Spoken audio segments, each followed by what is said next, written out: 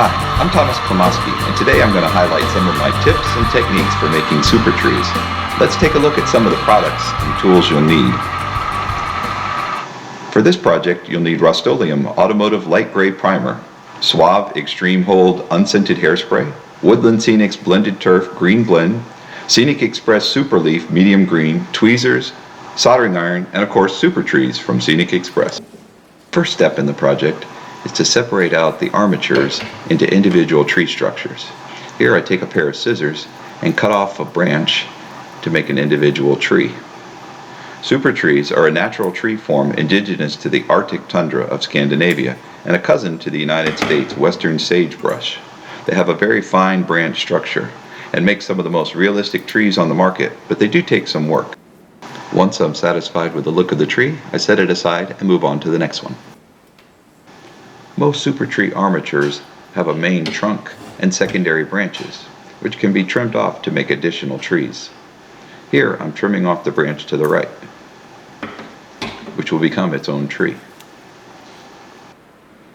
I continue working my way through the armatures, making them into individual trees. These two have a slight curve to them, but we'll take care of that in a later step. The next step is removing some leaves that come off the main trunk on each individual tree. These leaves don't look very realistic and should be removed. Using a pair of tweezers, I go in and pluck out each leaf. This can be a little bit of a tedious process, but goes quickly once you get the hang of it. In this next step, we'll fix those trees that have a slight curve to them. I take the tree with the curved side down and apply a little pressure to straighten it out. Next, I come in with my hot soldering iron and touch the back side of the curve. This reduces the curve in the tree. You can see the tree begin to straighten out as I apply the soldering iron to the trunk of the tree. While not perfect, it's straightened out pretty good. I'll come back again with a second or third attempt and continue to try straightening the tree as needed. As I apply the soldering iron, you can see the tree again start to straighten out a little bit more with each application. After using the soldering iron, it looks much better. This next tree has a pretty significant curve to it.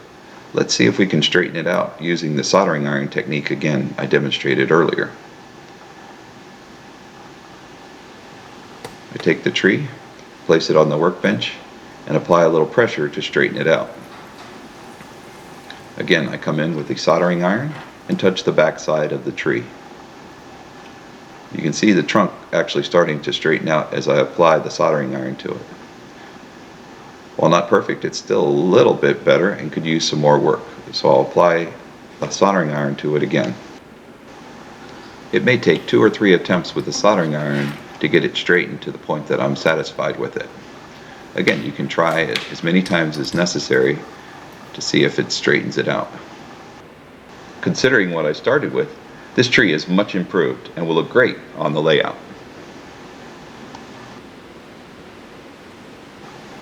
If only the top portion of the tree is bent, you can come in and clip that portion off, which will help make the tree look more realistic. The portion that you remove can be used later as underbrush or a small tree on your layout when you're installing the trees. As you're working on your super trees, you'll end up with some loose branches. You can use these to make a bush.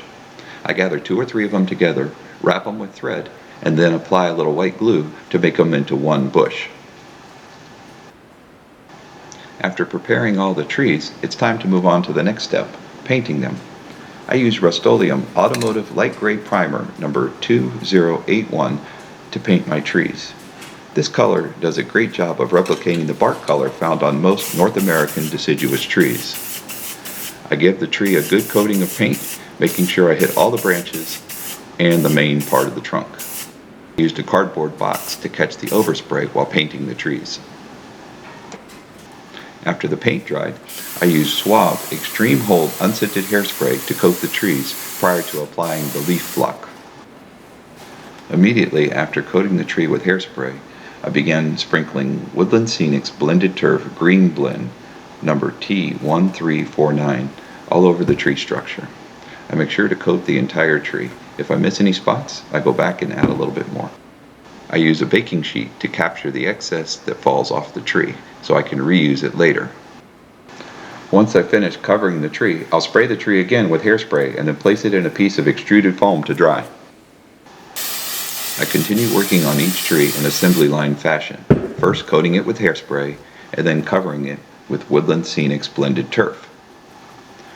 I sprinkle on the turf until I'm satisfied that the tree is completely covered. On some trees, the blended turf will stick to the trunk. This doesn't look very realistic, so I use a small paintbrush to remove it. I work my way up the trunk and out on some of the lower branches.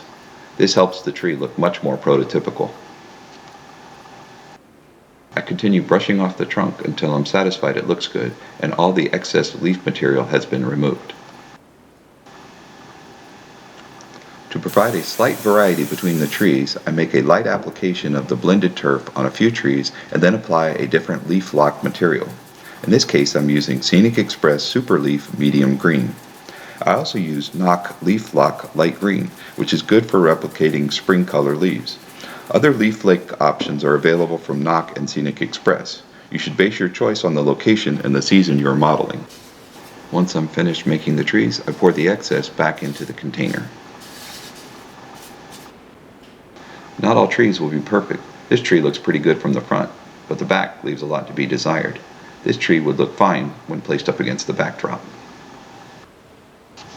A Super Tree value pack yields approximately 30 trees from 6 to 8 inches high. The current price is $35 plus shipping. Now that the trees are completed, it's time to go install them. I begin by making a hole with a bamboo skewer. Since my layout is built on a foam base, this is an easy process. Once I have the hole made, I take some white glue, dip the base of the tree in the white glue, and then insert it in the hole. When installing the trees, I make sure to install them in a random pattern, working from the larger trees in the back to the smaller trees along the front. This looks much more realistic. I hope you've enjoyed this video. Be sure to check out my website at www.thomasklamowski.com. Thanks for watching.